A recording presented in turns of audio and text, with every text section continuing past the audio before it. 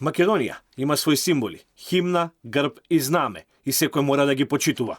Министерството за образование подготви нов закон за средно образование, со кој меѓу другото е предвидена интонација на македонската химна во сите државни училишта за време на значајни настани, празници и патронати. Законот ја помина првата фаза, комисиската. Во овој момент ништо друго не се дискутира, освен химната, што не е предмет за дискусија.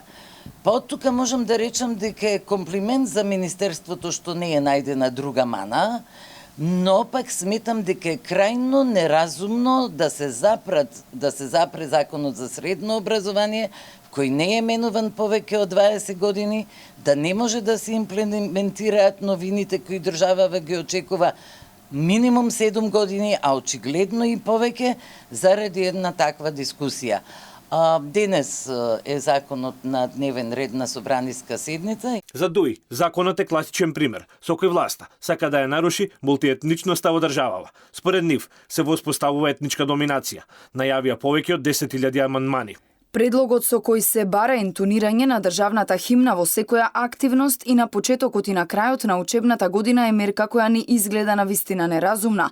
Ја почитуваме химната, но не и одредба што го зголемува притисокот врз учениците албанци, поради тоа што во државната химна не се споменува ниту еден елемент од нашиот културен идентитет. Против новиот закон е и пратеникот на СРСМ, Фатмир Бетики, кој го оценува како популистичка мерка на власта.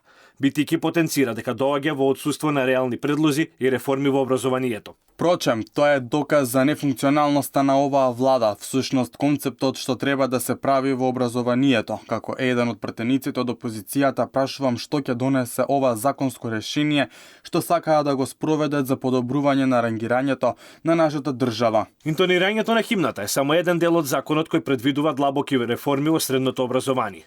Во него се офатени голем број на нови програми, со кои на учениците ќе им се овозможи стекнување на стручни компетенции кои ќе ги квалификуваат на пазарот на трудот.